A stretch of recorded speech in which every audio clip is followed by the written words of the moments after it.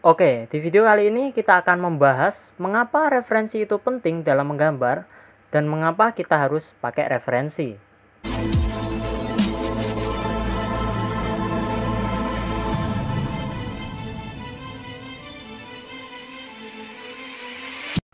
Sebelum membahas mengapa referensi itu penting, pertama-tama aku akan memperkenalkan diri terlebih dahulu.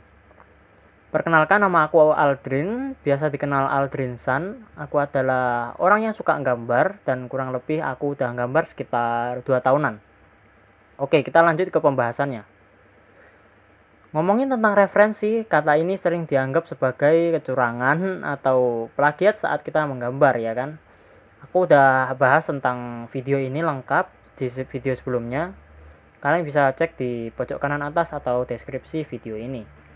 Oke, kenapa referensi itu penting? Jawabannya sebenarnya sederhana. Karena kita akan sulit kalau kita menggambar dengan hasil yang bagus tanpa melihatnya. Jadi kita akan sulit kalau kita pengen gambar bagus nih, tapi kita nggak lihat gitu. Contoh. Kalau misal kita mau gambar kucing, ya kan? Kalau kita kan kita biasanya nyoba ngebayangin bentuk kucing kan kayak gimana gitu. Kayak telinganya, hidungnya, ekornya, dan lain-lain lah. Setelah kita ngebayangin nih, terus kita gambar. Nah, kita mulai ngegambar sambil ngebayangin doang di pikiran kita tentang bentuk kucing. Nah, kita mulai gambar nih sambil kita ngebayangin. Kita gambar set gitu. Nah, terus jadi. Nah, tapi pas kita lihat, lah kok gini gitu jadinya. Percaya nggak percaya, kalian yang belajar gambar pasti pernah ngalamin itu. Dan itu hal yang wajar banget.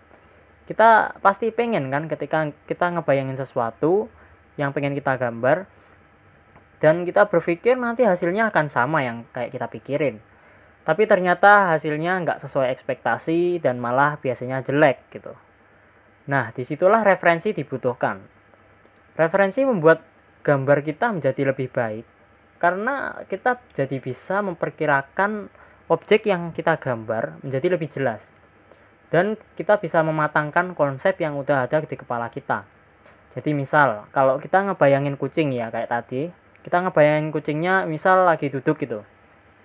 Terus kita coba cari referensi di Google, itu gambar kucing yang sedang duduk misal gitu ya. Nah, kita kan bisa lihat puluhan bahkan ratusan gambar tentang kucing yang duduk ini. Terus kita bisa menggunakan referensi itu sebagai acuan dasar kita buat gambar. Dan nggak harus persis juga sama referensinya, kalian bisa ngembangin dan modifikasi sesuka kalian. Mau kalian tambahin ekornya jadi 5, kupingnya jadi 3, itu terserah kalian lah ya. Sesuai yang kalian bayangin di awal tadi lah. Nah, untuk tempat cari referensi juga beragam banget. Kalian bisa cari di Google, sosmed, atau lihat aja langsung objek aslinya gitu ya. Untuk website-website atau aplikasi untuk cari referensi mungkin aku akan bahas di video terpisah aja. Jadi jangan lupa subscribe dulu aja biar nggak ketinggalan untuk update pembahasannya. Jadi kesimpulannya referensi itu lumayan penting, apalagi buat kalian yang lagi belajar gambar dan lagi ngembangin skill gambar kalian. Referensi itu perlu untuk kalian agar benar-benar tahu objek yang akan kalian gambar, dan semakin kalian sering mempelajari referensi itu, kalian juga akan nantinya semakin jago gambarnya dan bahkan bisa gambar tanpa referensi. Dan perlu digarisbawahi, apapun yang aku katakan di video ini semua adalah opini pribadi aku ya, dan beberapa pengalaman aku. Jadi kalau ada kesalahan kata mohon dimaafkan. Oke, segitu aja untuk pembahasan di video kali ini. Semoga bisa menjawab pertanyaan-pertanyaan kalian. Dan kalau misalnya masih ada pertanyaan atau ada yang masih belum aku jelasin lengkap di sini, tolong komen aja di bawah, nanti kita akan bahas lebih banyak lagi.